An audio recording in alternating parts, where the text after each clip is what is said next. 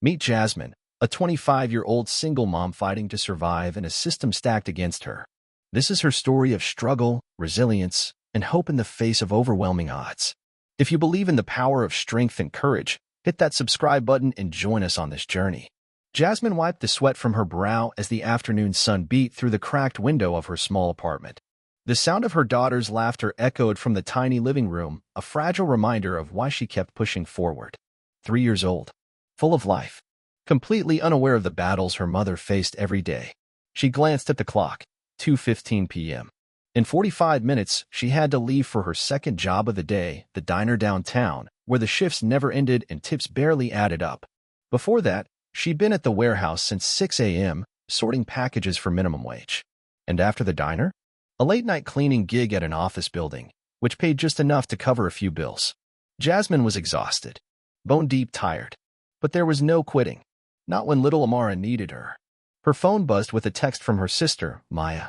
"You holding up okay? Call me tonight." Jasmine smiled faintly, typing back, "Trying. Will do." The truth was, she was barely holding on.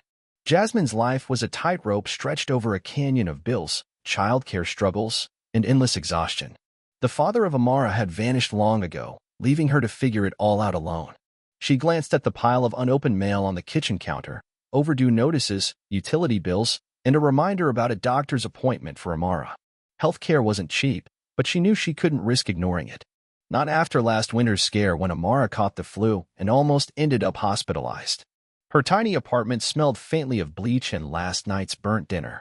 Amara's favorite stuffed bunny lay abandoned on the floor, a silent witness to the chaos of Jasmine's life. "Mommy," Amara called, holding up a crayon drawing proudly. Jasmine's heart ached with love and guilt all at once. "I love it, baby," Jasmine said, sweeping Amara into a quick hug before pulling on her worn-out jacket. The clock was ticking. The day wouldn't wait. Outside, the city buzzed with indifferent noise. Jasmine was just another face in the crowd, a woman fighting invisible battles with no one to lean on.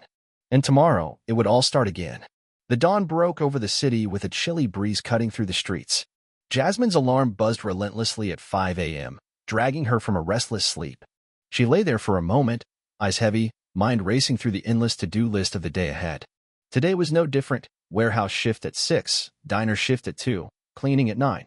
Her body screamed for rest, but there was no time. Amara stirred beside her, soft whimpers pulling Jasmine from the fog of tiredness. The little girl's brown curls framed a sleepy face, eyes fluttering open slowly. Jasmine kissed her forehead gently. "Good morning, my love," she whispered, voice rough from sleep. The apartment was still dim, the faint hum of the city outside the only sound. Jasmine dressed quietly, trying not to wake Amara fully. She prepared a simple breakfast, cold cereal and some orange juice, and sat at the small kitchen table, watching her daughter eat with unguarded joy. Despite everything, moments like these were precious. But the clock was a merciless tyrant.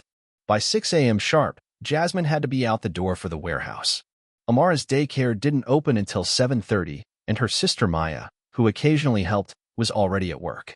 Jasmine felt the familiar tightening in her chest, how to keep Amara safe and cared for while juggling impossible schedules. Her phone vibrated. A message from her boss. "Need you to stay late today. Big shipment. No way to say no." Jasmine sighed. She packed a small bag with toys and snacks for Amara, then called Maya. "Can you watch her until I get back?" "Sorry, Jay. I'm swamped today," came the quick reply. Her heart sank. Left with no other option, Jasmine arranged for a neighbor to check in on Amara, Mrs. Patterson, an elderly woman with kind eyes but limited mobility. Jasmine hoped she could manage. The warehouse was cold and noisy. Jasmine moved mechanically, scanning packages, loading boxes, while her mind raced back to Amara. Was she okay? Was she lonely? Was she safe? Hours passed in a blur of exhaustion. At 1:30 p.m., Jasmine rushed out of the warehouse, barely catching the bus to the diner. Her phone buzzed with a text from Mrs. Patterson. "Amara is playing nicely." All good. Relief washed over Jasmine, but the day was far from over. The diner was crowded. Orders flew fast, customers complained, tips were low. Jasmine's hands trembled from fatigue, but she forced a smile. Amara's laughter that morning kept her going. Then, during a rare quiet moment, Jasmine felt her phone vibrate again. A text from daycare. "Emergency, please call us immediately." Panic slammed into her chest. Jasmine's heart pounded as she called the number back. The voice on the other end was rushed, tense.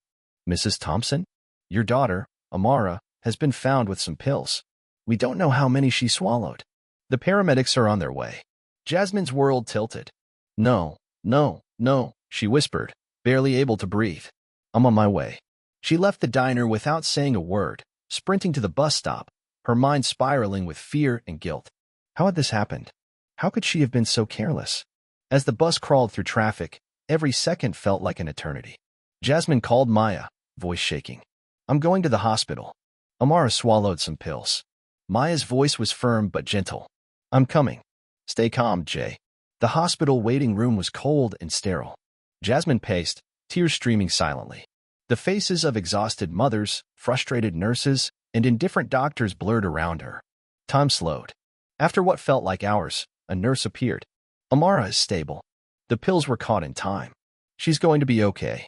Jasmine collapsed into a chair, relief mingled with exhaustion. But then came the cold reminder of reality, the bill. The hospital clerk handed her an envelope. Jasmine's hands trembled as she opened it. $3,000. Her breath caught in her throat. $3,000 to save her child. Money she didn't have. The weight of the system crashed down on her, heavier than any exhaustion.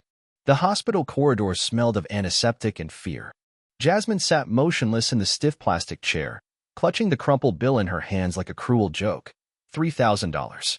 $3,000. That number echoed through her mind, louder than the beep of the machines or the muffled conversations around her. Her phone lay on the table, buzzing softly. Maya's message blinked on the screen. "We'll figure this out. Together." But the warmth in those words barely touched the cold reality that pressed down on Jasmine's chest. She was a mother, a fighter, but now a debtor. A woman trapped in a system designed to punish the most vulnerable. The hours that followed blurred into a haze. Calls to the hospital billing department went unanswered or ended with cold reminders of payment deadlines. The insurance company, a confusing maze of automated messages, denied most of her claims, citing lack of coverage or pre-existing conditions. The few representatives who did answer were sympathetic but helpless. "How am I supposed to pay this?" Jasmine whispered into the phone during one call, voice cracking. The only answer was silence, or worse, a polite, "We can set up a payment plan." The thought of sinking into debt, of choosing between rent, food, and this monstrous bill, was suffocating. Jasmine's hands trembled as she stared at the pile of unopened envelopes on the kitchen table, each one a reminder of what she owed. That night, after putting Amara to bed, Jasmine sat on the floor of her tiny living room, her back against the peeling wallpaper. The silence was heavy, broken only by the faint sounds of the city outside and the soft breathing of her sleeping daughter. She pulled out an old photo from her wallet, a picture of her and Amara at the park last summer. The smiles frozen in time felt distant now. Tears slipped down Jasmine's cheeks. Exhaustion was no longer just physical, it was a crushing weight on her spirit. But even in this dark moment, a spark flickered inside her. For Amara. For the promise she made when she held her daughter for the first time, to never give up. Jasmine picked up her phone and searched for local community support groups, charities, and health advocacy organizations. The internet was a confusing tangle of resources, most requiring paperwork, proof of income, or long wait times. Days passed in a relentless loop of work, worry, and whispered prayers. At the diner, customers chatted about their weekends, their plans, oblivious to the battles fought quietly behind the counter. Jasmine smiled politely, but inside, she felt like she was drowning. One evening, Maya stopped by after her shift. They sat together at the kitchen table, cups of cheap coffee steaming between them. "I called a few places," Maya said, voice steady. "There's a clinic that helps with medical bills for people like you. It's a long shot, but it's something." Jasmine nodded, grateful for the lifeline, but afraid of false hope. The next day, she filled out endless forms, printed pay stubs, and gathered every document she could find. Each signature, each box checked, was a small battle won, but the war was far from over. Weeks later, Jasmine received a letter. A partial reduction of the bill, $1,800 instead of $3,000. It was less than she hoped, but it was a start. She took a deep breath. Every dollar mattered. At work, exhaustion clawed at her muscles and mind. The late nights at the office cleaning job left her with barely enough energy to hold Amara in the mornings. But Jasmine pushed through, fueled by sheer will. One night, as she tucked Amara into bed, her daughter reached up and whispered, "Mommy, I love you." Jasmine smiled through tears, her heart aching with fierce love and determination. The fight wasn't over, but she was not alone. The sun had barely risen, casting a pale light through the thin curtains of Jasmine's apartment. She sat at the kitchen table, fingers wrapped tightly around a chipped mug of lukewarm coffee. The early morning quiet was her only companion. Amara was still asleep in her small crib, peaceful and innocent, a sharp contrast to the storm brewing inside Jasmine's heart. The partial reduction on the hospital bill brought a glimmer of hope, but it barely scratched the surface of the crushing debt. Jasmine knew she had to find a way to pay the $1,800 or risk losing everything. The rent was overdue. The electricity bill was threatening to be cut off. The grocery store shelves were almost empty. Jasmine stared at the numbers on her phone's calculator, running through every possible budget scenario. Every dollar was accounted for, every expense squeezed until nothing more could be cut. Her phone buzzed again, another text from Maya. "Don't forget to breathe. We'll get through this." Jasmine closed her eyes, inhaled deeply, and tried to hold on to that fragile thread of hope. Later that morning, she got ready for her second job at the diner. The uniform felt heavy on her skin, the name tag a constant reminder of how little she was seen beyond the surface. The diner was buzzing with regulars chatting loudly over coffee and greasy breakfast plates. Jasmine greeted customers with a practiced smile, masking the exhaustion and worry beneath.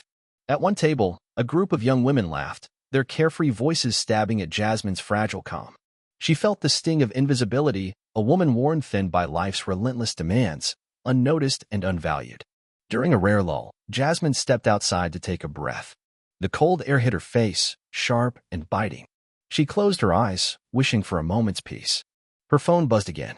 This time, it was an email from the clinic Maya had found. A social worker wanted to meet with her to discuss additional support. Jasmine's heart lifted for the first time in days. The meeting was scheduled for the following afternoon. In the cramped office of the community clinic, Jasmine sat across from Marlene, a social worker with kind eyes and a calm voice. The walls were adorned with posters about healthcare rights and local resources. "We're here to help," Marlene said, flipping through Jasmine's paperwork. "You're not alone in this. Many single mothers face similar struggles. Let's see what we can do." Jasmine felt tears prick her eyes, not from sadness, but relief. Finally, someone was listening. Marlene outlined programs for medical bill assistance, food stamps, and childcare subsidies. She also mentioned local groups for single parents, where Jasmine could find emotional support. For the first time in weeks, Jasmine felt a spark of possibility. But Marlene was honest about the challenges ahead. Many of these programs take time, and the bureaucracy can be frustrating. But we'll take it one step at a time. Jasmine nodded, determination settling in her chest. Back home, she told Maya about the meeting, her voice trembling but hopeful. Maya smiled, squeezing her hand. "You're stronger than you know, Jay." That night, Jasmine sat by Amara's bedside, watching her sleep. The weight of the debt was still there, looming over them like a storm cloud. But the promise of support made the darkness a little less suffocating. She whispered a silent prayer, not just for her daughter's health, but for the strength to keep fighting. The following weeks passed in a blur of exhaustion and hope. Jasmine juggled her 3 jobs with the help of Maya and the support programs Marlene had connected her to. But the cracks beneath the surface of her life were widening.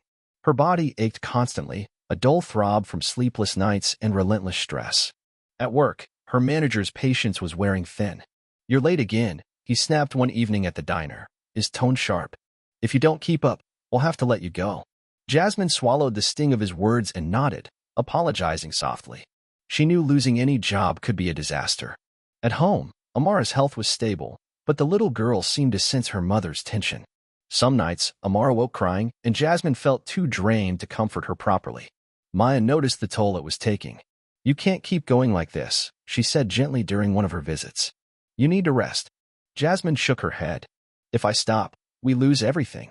One afternoon, after a long shift at the warehouse, Jasmine felt dizzy while walking home. Her legs buckled, and she caught herself on the doorframe. She sat down hard, heart pounding. The weight of it all, the bills, the exhaustion, the endless fight, pressed down until it was almost unbearable. She wanted to scream, to cry, to give up. But then she looked at Amara's drawing taped to the fridge, bright colors, messy lines, a mother and daughter holding hands. A small beacon in the chaos. Jasmine took a deep breath and stood up. She had to keep going. The next day, she met with Marlene again to discuss a new challenge, the threat of eviction. The landlord had sent notices, impatient for the overdue rent. Jasmine, you may qualify for emergency housing assistance, Marlene explained, handing her brochures. We'll help you apply, but it won't be quick. Jasmine's stomach twisted. The thought of losing their home was terrifying. At the diner, a new customer caught her attention, a middle-aged woman who seemed kind but asked pointed questions about Jasmine's life. Jasmine was wary but polite. Later, Maya warned her. Be careful who you trust, Jay. Not everyone wants to help. Jasmine nodded, grateful for her sister's protectiveness.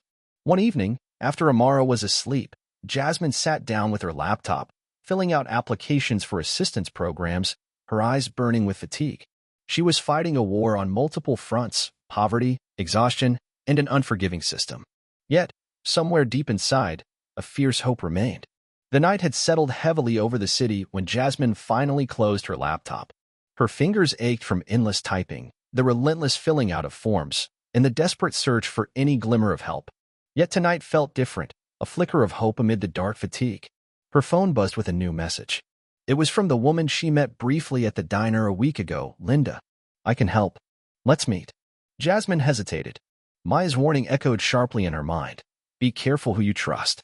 But desperation clawed at her throat. The weight of bills, eviction threats, and exhaustion made her grasp for any lifeline.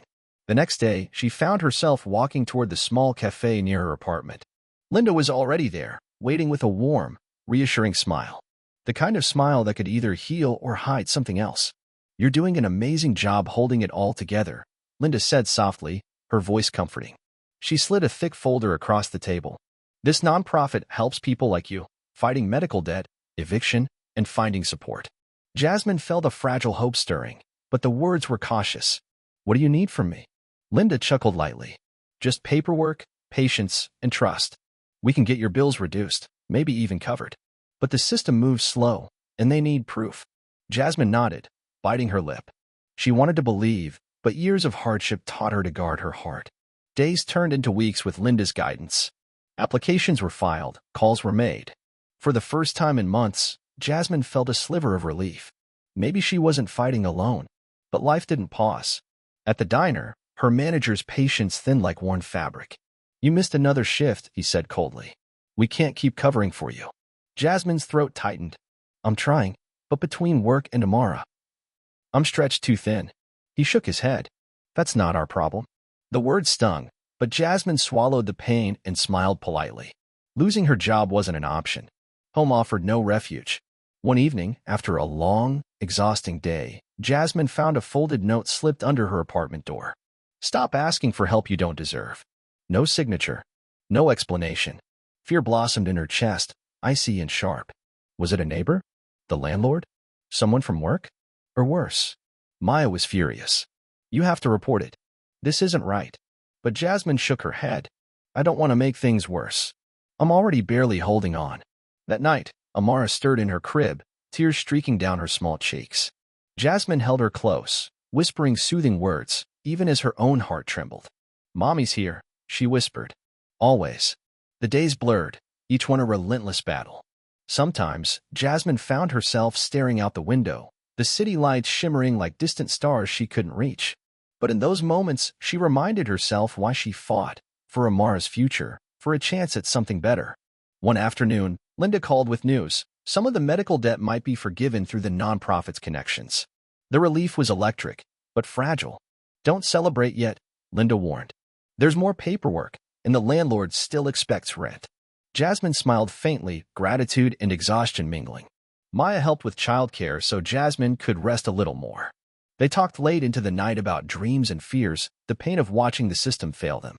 Despite everything, Jasmine's spirit flickered stubbornly. She refused to let the darkness swallow her. In the quiet moments before dawn, she held Amara tightly, whispering promises she hoped she could keep. I'll never stop fighting, baby. For you.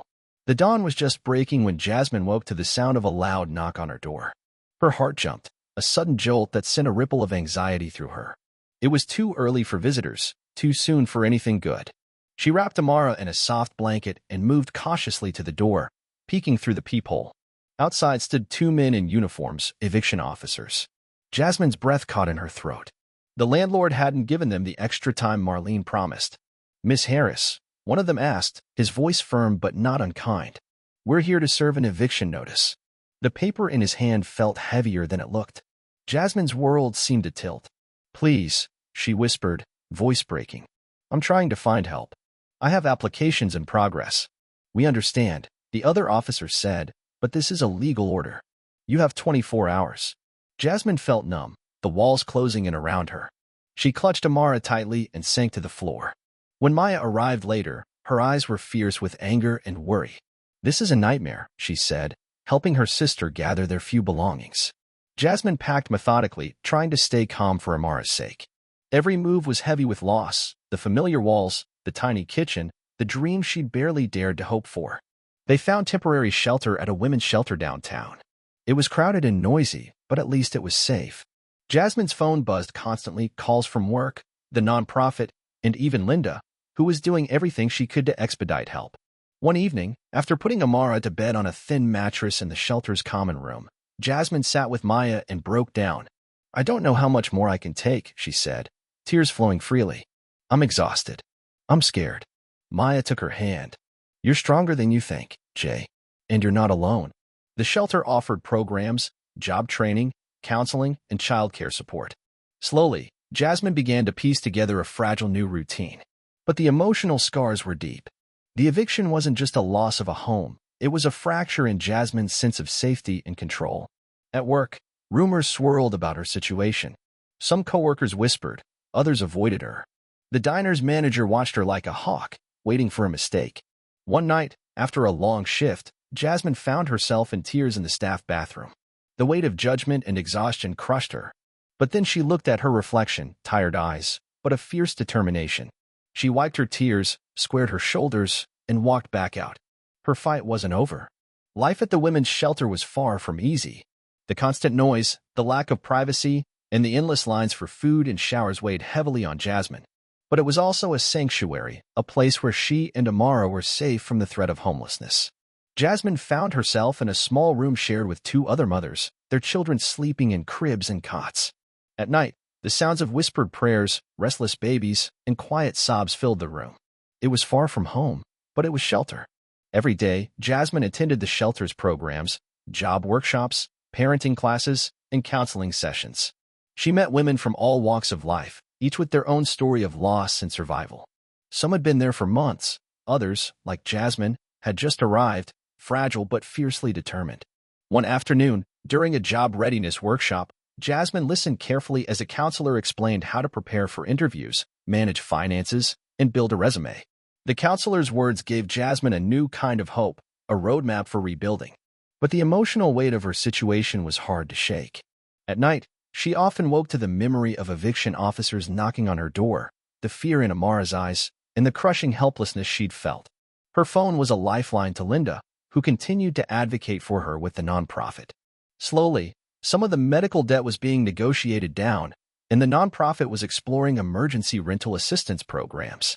Despite these small victories, Jasmine knew the road ahead would be long and uncertain. One day, Maya surprised her with a visit, bringing a small gift for Amara, a colorful picture book. They sat together on the narrow bed, reading aloud, laughing softly. For a moment, the harsh realities of life melted away. Maya's presence was a balm for Jasmine's soul. "I'm proud of you," Maya said quietly. "You're fighting every day, and you're not alone." Jasmine smiled, tears brimming. "I just want to give Amara a better life." The shelter offered a childcare program, allowing Jasmine to attend job interviews and shifts without worry. She landed a part-time job at a nearby grocery store, a start. The manager was kind, understanding her situation, and gave her flexible hours. It wasn't enough to pay all the bills, but it was a lifeline. One evening, after Amara was asleep, Jasmine sat by the window, gazing out at the city lights. She thought about the long fight, the pain, and the moments of unexpected kindness. She whispered to herself, "This is just the beginning." Jasmine's days were a whirlwind of work, childcare, and navigating the tangled web of assistance programs. Every paycheck was a lifeline, but bills piled up faster than she could pay them. The shadow of debt hung over her like a storm cloud. At the grocery store, she worked hard, learning new tasks quickly, trying to keep her head down and stay professional. Some coworkers offered smiles and quiet support, while others kept their distance. The manager's flexibility was a rare kindness she treasured. Yet, the pressure was relentless. One afternoon, after a long shift, Jasmine arrived at the shelter to find a notice on the door, maintenance work. Water shut off 8 a.m. to 5 p.m. tomorrow. Water was a necessity Jasmine couldn't go without, especially with Amara. That night, she filled containers, boiled water on the small stove, and tried to prepare for the inconvenience. It was another reminder of the fragile line she was walking. Her phone buzzed late one evening with a call from Linda. "Good news," Linda said. "We've secured partial forgiveness on your medical debt. It's not everything, but it's a start." Jasmine exhaled a breath she hadn't realized she'd been holding.